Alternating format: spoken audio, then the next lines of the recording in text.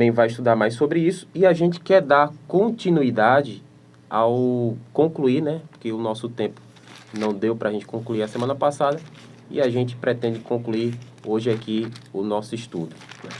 Eu queria a participação aqui de Berg, fazendo umas perguntas, né? Hoje ele vai entrar aqui na mira da verdade. Na mira da verdade, né? E deixa eu só abrir aqui.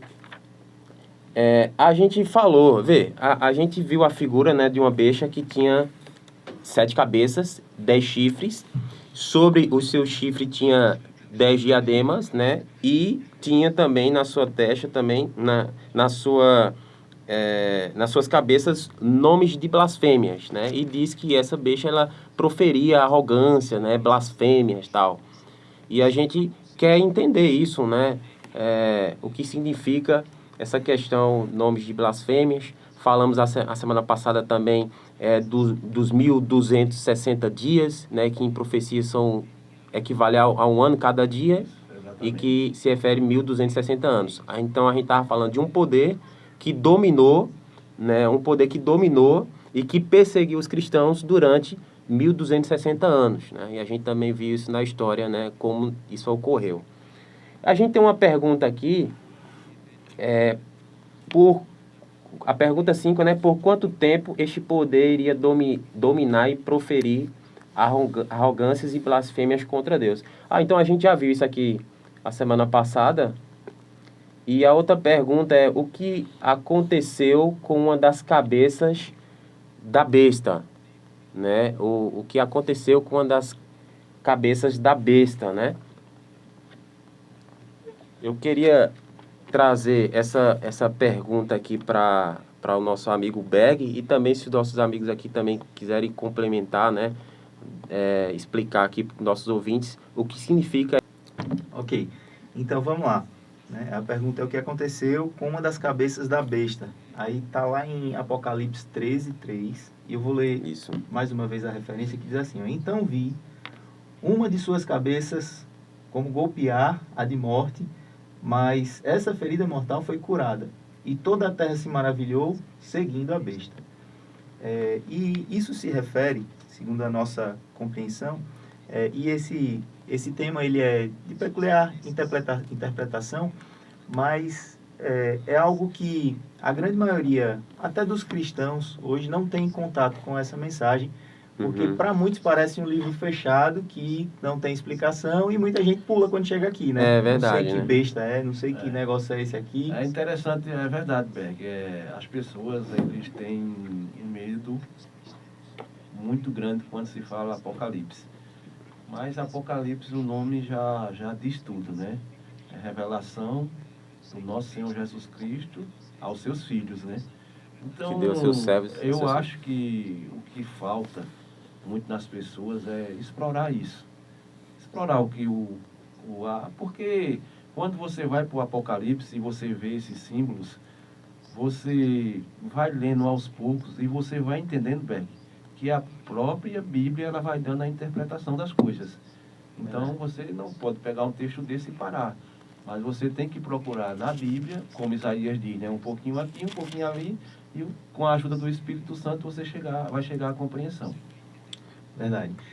Então, esse período ocorre, e existem algumas outras interpretações para esse conteúdo que a gente está vendo aqui, mas nós acreditamos que nenhuma seja tão fidedigna ao texto do que essa.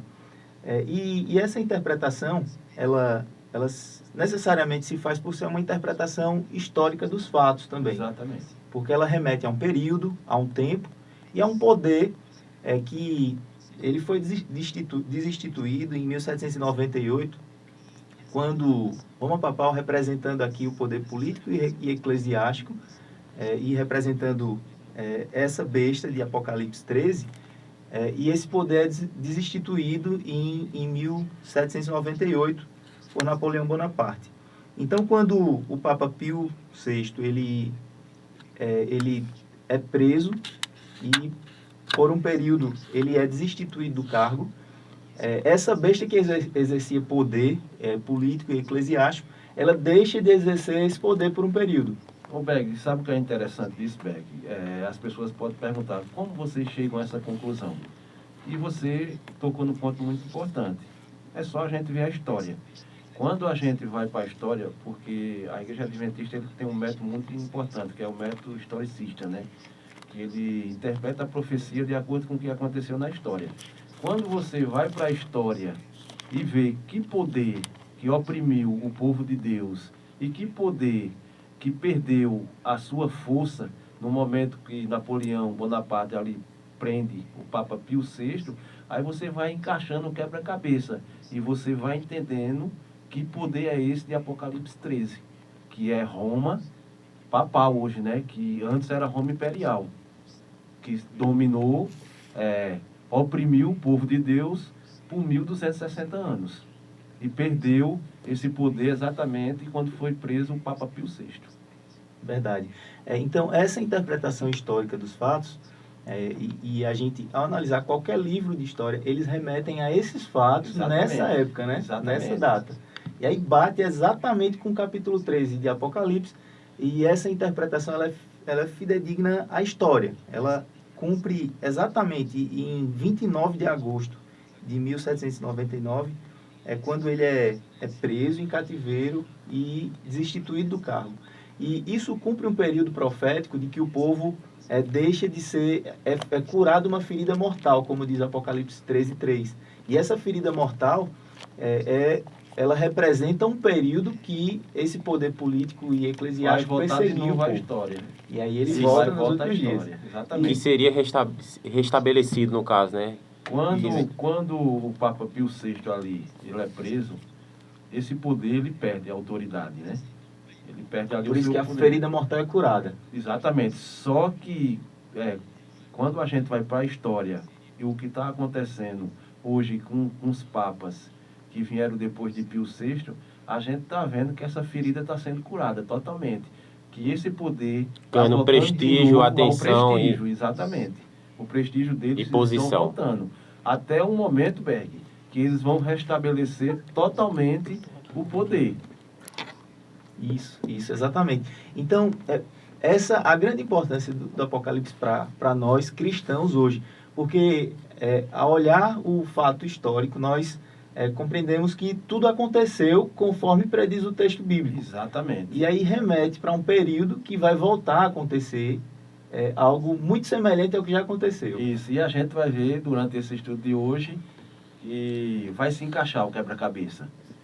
Com o que está acontecendo hoje no cenário mundial, a gente vai ver que esse poder ele vai restabelecer-se totalmente e agora ele vai impor leis novamente. Agora, leis que vai oprimir novamente o povo de Deus. Verdade. E, Edenilson, ao analisar os fatos, a importância para o cristianismo hoje de olharmos para o Apocalipse com essa visão de futuro e com esperança, que revela sobre algo que vai acontecer, né? Que nós precisamos saber, estar atentos quanto ao cumprimento profético do que está estabelecido nas profecias em Apocalipse. Exatamente, Berg. Hoje você pega um estudante de profecia, uma pessoa que ele está atento, não um alarmista, né?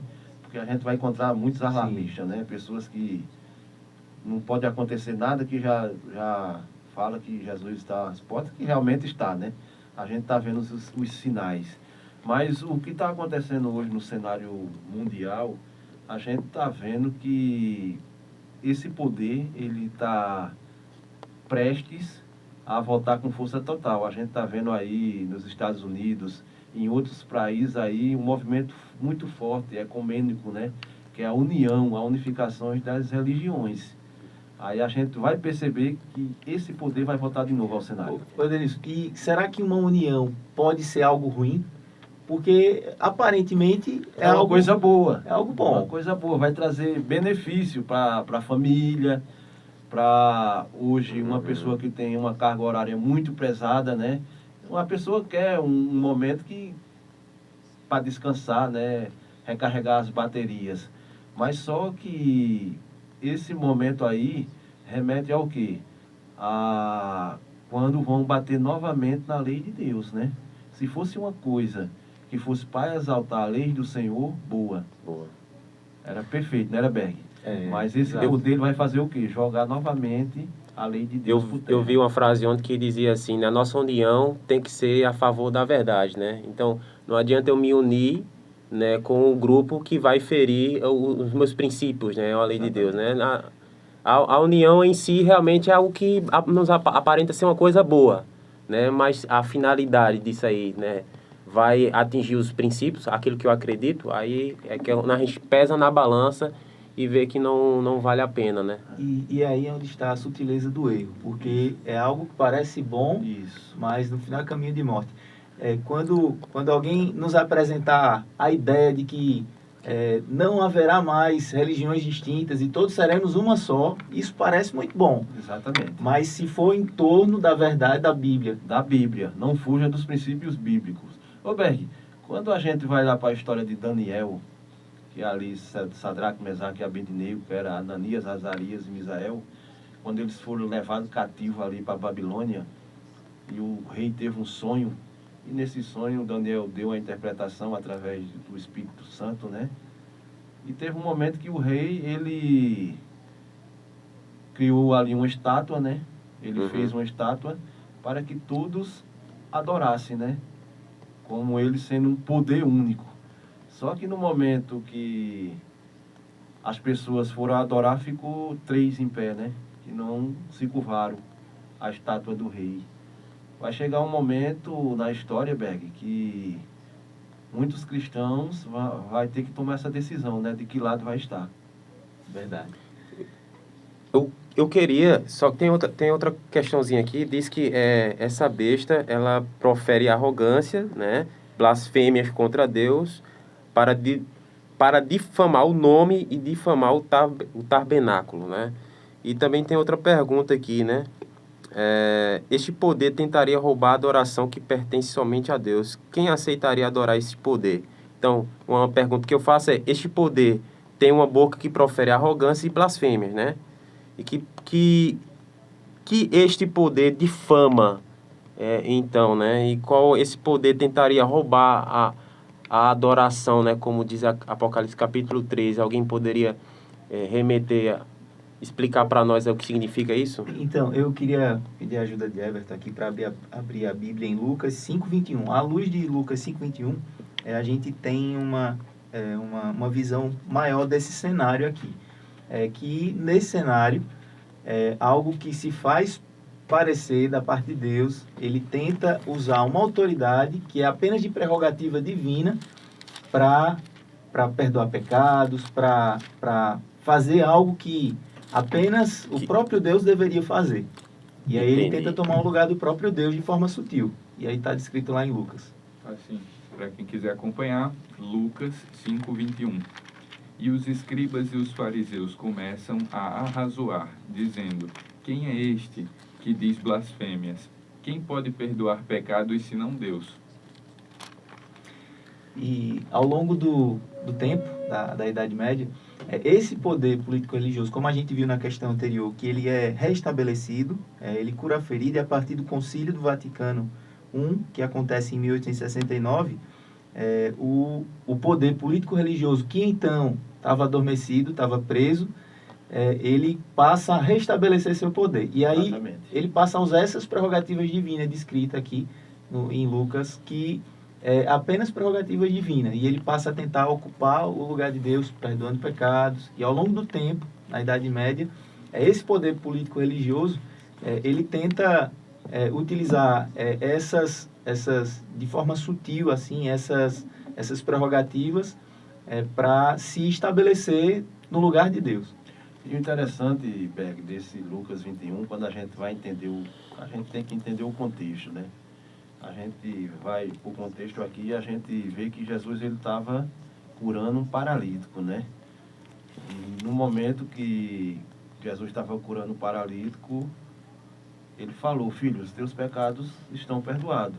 Aí entra os fariseus, né? E criticam Cristo, né?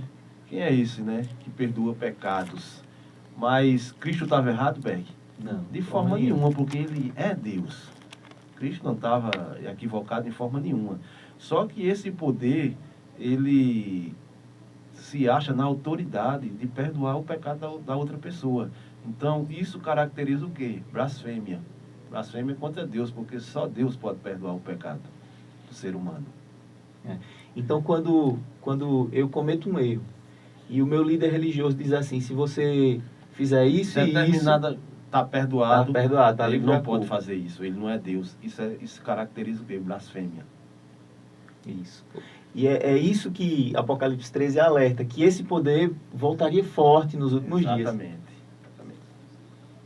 Ok, e também tem outro cenário, né, no qual Jesus elevou aquela expressão, né, eu sou, né, e logo os fariseus pegaram em pedras para o apedrejá-lo, Por né? quê? Porque lembra quando Moisés Berg foi... como é que eu posso falar? Foi escolhido por Deus para libertar o seu povo. Aí Moisés disse o quê? E quando eu chegar lá, eu vou dizer o quê? Aí o próprio Deus disse o quê? Diga que eu sou, te enviou. Quando Jesus falou isso, eu sou, veio na mente dos fariseus o quê? Ele está falando que é É Deus, né? Deus.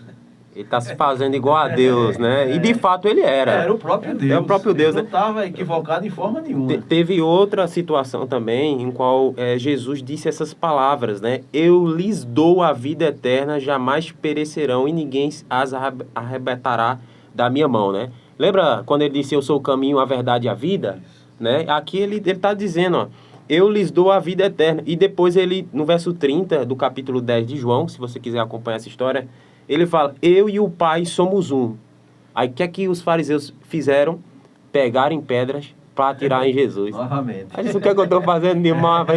Aí ele responde, não é por obra boa que te apedrejamos, e sim por causa da blasfêmia, pois sendo tu homem, te fazes Deus a ti mesmo. Então quando o homem esse ele se poder. exalta, né, Exatamente. e quer se colocar na posição de Deus, né, ele está cometendo uma blasfêmia. Né? Exatamente. Nesse caso, Cristo estava cometendo uma blasfêmia? Não. Não, né? Porque ele é Deus. Ele é o próprio Deus, né? Então, exatamente. quando você leva uma pessoa para lhe perdoar pecados, a pessoa está cometendo blasfêmias, né? Ou quando se está fazendo, direcionando a salvação, né, para um homem, você está cometendo blasfêmia.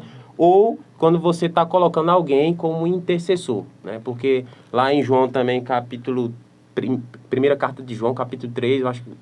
Não, capítulo 2, o verso 1, né? Que Jesus é o nosso intercessor, né? O único intercessor entre Deus e o homem, né? Então, isso é outra fato de você cometer blasfêmia, né? Então, esse poder que se levantaria, ele se colocaria na posição como se fosse o Deus aqui na Terra, né? O mediador, para que você possa ir para ele e ter a salvação. Mas isso é o quê? É blasfêmia contra Deus, né? E outra coisa, a gente sabe, para esse poder voltar totalmente, Berg, ao cenário mundial, ele tem que existir uma união, né? Porque ele já tem o poder o quê? Religioso, né? Ele precisa de um poder agora o quê? Político, né? Uma união que possa dar autoridade a ele para apoiar os seus decretos. Verdade. Isso a gente vai ver, né? Verdade. Por isso que são as duas bestas. Isso, exatamente. Aí a besta que emerge da terra e a besta que emerge do mar, uma dá autoridade ao que a outra... Exatamente. E a gente já falou, a gente já identificou, e essa primeira besta é o poder romano, né? O poder papal. O poder eclesiástico, né? Religioso, que vai impor suas condições. Só que para ela voltar ao cenário com força, ela precisa se unir a outra besta. E vamos falar mais um pouco sobre essa segunda besta agora. Exatamente, né? A Bíblia fala, né, que uma de suas cabeças foi golpeada com ferida de morte, né? Alguém poderia sugerir, não, mas uma de suas cabeças, então, se os reinos passaram, então está se referindo a qual reino, né? Isso. E a segunda besta, no qual a gente vai falar aqui um pouco, ele remete qual seria essa cabeça, né? Que nesse caso seria a sétima, né? O sétimo poder, né? Que dominou. Então... E quando a gente vai também, né, Berg, para a história, e quando fala dessas cabeças, a gente vai vendo que são reis que passaram na história, Mas esses reis, essas nações sempre oprimiram o povo de Deus, sempre perseguiram. Isso. E esses reis aqui representados, eles representam um poder. Exatamente. E é esse poder aqui colocado que vai fazer com que nos últimos dias as coisas aconteçam em torno dessa união que a gente já propôs que vai acontecer. Né? Usa de autoridade para estabelecer o que a primeira sugeriu. Exatamente. E aí vai obrigar as pessoas. Não sei se a gente já pode ir mais para a parte final, mas lá em Apocalipse... Pode sim, Berg. A gente pode sim dar um spoiler aí pro pessoal. Bom. Então, lá no versículo 18, né, que fala sobre isso. Aqui está a sabedoria. Aquele que tem entendimento, calcule o número da besta, pois o número do homem... E, ora, esse número é 666. E muitas conjecturas feitas em torno dessa verdade aqui. Mas há uma interpretação que é fidedigna ao texto bíblico que tem esse apoio na história. Mas isso aqui representa a força desse poder político e eclesiástico dessas duas bestas que vai obrigar as pessoas a aceitar essa união. Então não vai ser uma união voluntária, vai ser uma união obrigada. Assim. Exatamente. E é uma união que é pro bem do planeta, né? Então vai ser como se fosse uma união forçada, né? Ou a gente faz isso, ou o planeta não vai resistir. Eu queria que tu lesse o versículo, capítulo 3 ainda, o verso 11. Pode ler pra gente. O verso 11. Vi ainda outra besta emergir da terra. Possuía 2 chifres, parecendo cordeiro, mas falava como dragão. Pois é, a gente viu a semana passada de uma besta que emergia do mar.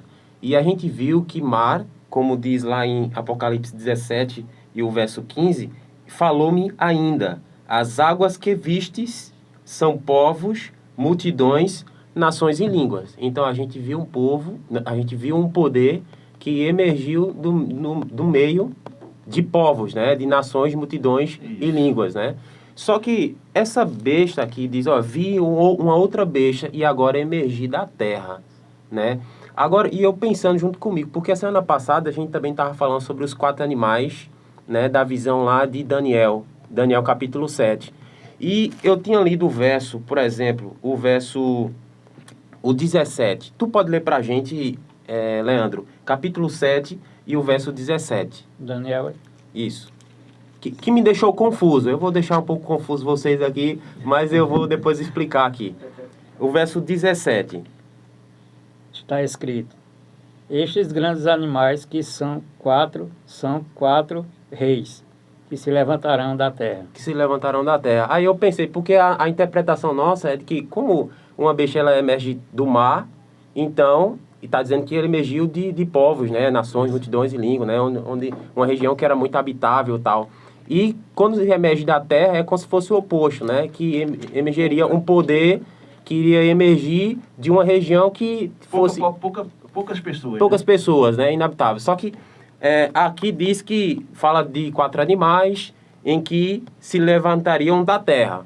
Então, e a gente viu que esses 4 animais representariam poderes que, de fato, eles estavam entre muitos povos. Entendeu? Por isso que isso me chegou a ficar confuso, né? Será que essa interpretação nossa é a interpretação correta? Aí, só que eu analisei que essa seria a explicação do Daniel referente aos 4 animais. Mas, na verdade, ele viu esses 4 animais emergir do mar, né? Como você pode ver, o verso 3 do capítulo 7. Pode ler pra gente, Leandro, o verso 3 do capítulo 7. O que é que diz? E 4 grandes animais surgiram do mar, diferentes uns dos outros. Então, a gente vê que esses 4 animais, eles surgiu do mar, porque realmente eles nasceram também onde tinha muitos povos, né? Então, essa seria a interpretação. Então, a pergunta que eu faço, vamos lá, a gente entrou na segunda besta, né? João agora vê uma segunda besta, de onde ela surge, né? Eden, você pode responder essa pergunta. Tem uma introdução aí na revista, se você quiser pode acompanhar no início, né? A lição 12, eu acho. Encontrou aí? Lição 11, na verdade. Apocalipse 13, 11 fala, né? Uhum. Vamos lá. 13 e 11. Tá aí na revista. Pode ler também, peço.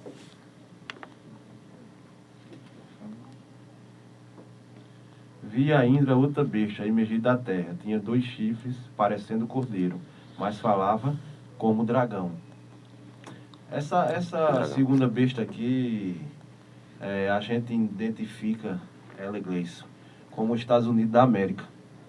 A gente sabe Uhum. que no período dos 1260 anos de perseguição, Bergs, muitos cristãos fugiram, né? Fugiram e muitos chegaram ali aos Estados Unidos da América. O refúgio do protestantismo. O refúgio. Porque essa besta, ela fala como cordeiro e depois, com o tempo, ela vai falar como dragão. A gente vai entender. Ela fala como cordeiro hoje porque é um país livre. É um país que você pode ter a religião que for, que é aceitável. 2 chifres, significando o poder religioso e o poder político. E mais para frente a gente só está começando agora a falar nela.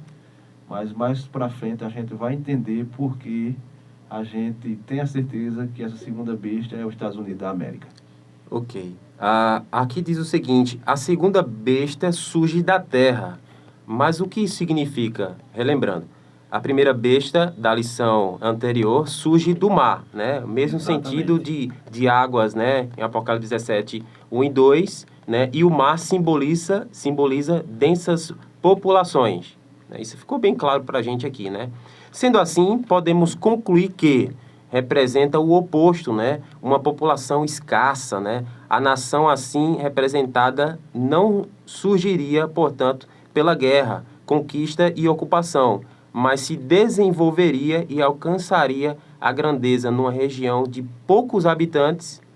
O profeta viu esta nação emergindo, né? Essa palavra emergir, né, no grego, né, é a palavra anabainó, né, que significa crescer como uma planta, né? Uma planta, ela vai saindo da terra, né? Então, Exatamente. Hoje você olha para os Estados Unidos, Berg, você vê a maior potência mundial hoje, né?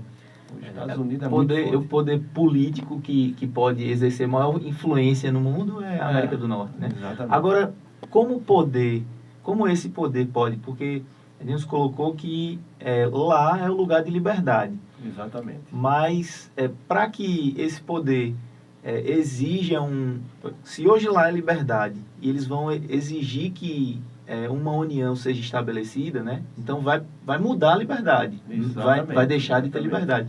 E aí onde sugere que é necessário para que isso aconteça a mudança da Constituição da América do Norte. Quando isso acontecer e a Constituição for mudada, esse poder político vai exercer o poder dele, da besta que emerge da terra, para fazer se cumprir o que sugere a besta que emerge do mar. Exatamente, Berg. Hoje os Estados Unidos é o país da liberdade, né? Aí a gente vê aqui no verso que vai chegar um momento que esse país vai falar como dragão. Mas como um país vai falar como dragão? Exatamente o que Berg falou. Eles vão mudar a Constituição, né? E vão fazer o quê? Que agora o mundo preste homenagem à primeira besta. pois é. Então, aí eu queria fazer outra pergunta aqui. Segunda pergunta: quantos chifres possuía esta besta e o que eles representam, né? Quantos chifres possuía esta besta e o que eles representam? Apocalipse capítulo 13, verso 11. Quem poderia ler esse Eu texto acabei para de ele? ler, mas eu vou ler novamente. Vi ainda outra besta, emergir da terra. Tinha 2 chifres, parecendo cordeiro, mas falava como dragão. Pois é, a gente viu que chifres também se referia a um rei ou um reino, né? Um poder. É um poder, né? Só que agora é interessante que os chifres da primeira besta são 10, né? E tinha tipo diademas, né? Tipo coroas, né? Nos seus chifres. Testas, né? Só que aí esse animal tem 2 chifres, porém não tinha coroa, né? Não tinha diademas nos seus chifres, né? Aí, aqui diz o seguinte, né? A segunda besta possuía 2 chifres, como de cordeiro. Os chifres significa poder ou reino, como a gente viu, né? Ocorrências da palavra cordeiro, né? Refere-se a Jesus, né? A gente vê muito isso no livro do Apocalipse, né? Chifres como de cordeiro simboliza um poder governamental, gentil, quase que cristão. Foi o Quase que cristão. Eu e Berg, a gente acabou Comentou, de comentar que é um país que é mil maravilhas, né, Berg? Isso. Você pode ter a religião que for, que não vai impedir nada a sua vida. Isso. Mas aí, como constatado aqui, esse poder aqui representado, ele tem a força, tanto um poder bélico quanto um poder político, para fazer se cumprir o que ele quiser. Exatamente. E aí é quando, mudada a Constituição, ele vai agir diferente do que ele age hoje. Exatamente, Gleison, que representa os 2 chifres. É quando acontecer a união do poder da primeira besta e da segunda besta. Aqui diz assim, né? Os chifres não têm coroas, como o grande dragão vermelho e a besta como corpo de leopardo, né? Isso significa que não haverá nem papa nem rei, mas uma república ou um poder democrático, né? O fato de ter 2 chifres pode ser uma alusão à liberdade civil e religiosa. Exatamente. Os Estados Unidos da América preenchem acuradamente a essas especificações dessa profecia.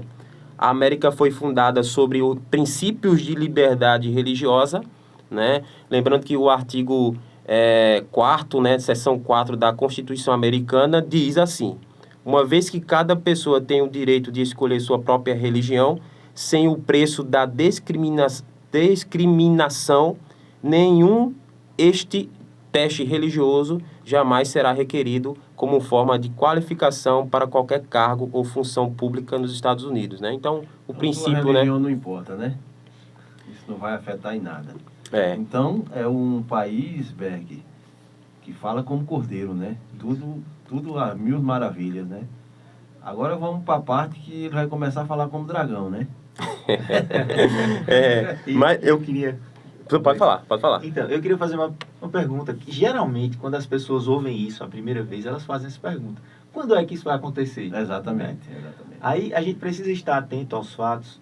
E exatamente quando a gente perceber que lá pela América do Norte começa a haver indícios de uma mudança na Constituição, então é um alerta para o cumprimento da profecia. Exatamente. E hoje a gente está vendo isso na Constituição americana, né? Isso. Os protestantes americanos, eles estão batendo lá a todo momento lá no Congresso para pedirem novamente a união igreja e Estado. Que na história a gente viu que nunca deu certo, né? Nunca deu. E Sempre como se... E não é agora que vai dar Vamos certo. falar o ditado popular, né, Berg? Sempre que acontece isso, a madeira cobre para cima de outro povo. Não casa de jeito nenhum, né? Não tem como dar certo os dois. Queria concluir aqui, né, até um fato histórico, né, continuando aqui a minha leitura, diz assim: a besta de 2 chifres deveria emergir da terra após a primeira besta emergir do mar. Quando ocorre a ferida mortal da primeira besta, em 1798, que nação do mundo estava em franca ascensão, né? Aí entra aqui o fato histórico, né? Os Estados Unidos da América. Os britânicos colonizaram a região costa atlântica, América do Norte, onde foram fundadas um total de 13 colônias. Estas colônias, inicialmente muito diferentes e afastadas política e culturalmente entre si, uniram-se e declararam sua independência em 4 de julho de 1776, tendo esta independência sido reconhecida pelo Reino Unido após o fim da Revolução Americana de 1776 e em 1783, sob os termos do Tratado de Paris. Desde então, os Estados Unidos gradualmente evoluíram em uma superpotência, passando a exercer crescente influência política, econômica, militar e cultural no panorama mundial. Então a gente viu que essas cabeças são poderes que realmente dominaram o mundo em sua época e que logicamente, perseguiram também os cristãos, né? Então, quando a gente vê essa ferida de morte, né, golpeada como de morte em uma das suas cabeças, e que perdeu esse seu prestígio, né, teve a prisão do Papa, tal, não sei o quê, e lá ele morreu, né, na prisão, e muitos podem até perguntar, mas rapaz, já tem uma pessoa que diz assim, e teve um Papa na história que foi preso? Teve, é só você ir na história, você vai ver. Então, nesse período aí, um poder religioso perdeu a sua supremacia, né? E agora a gente vê uma segunda besta emergir, que foi praticamente exatamente nessa mesma época que os Estados Unidos ganhou a sua liberdade, começou a ser uma superpotência, né? E ser reconhecida no mundo todo, né? Que é o país hoje que é mais potente, mais popular do mundo, se não os Estados Unidos da América, né? Isso. Berg, ele tocou num ponto importante. Quando a segunda besta vai começar a falar com o dragão Berg? A partir do momento que a Constituição americana for mudada. Isso, Exatamente. Então, esse é um marco aí dos tempos finais. Nós acreditamos estar vivendo, prestes a acontecer, os últimos acontecimentos preditos no Apocalipse.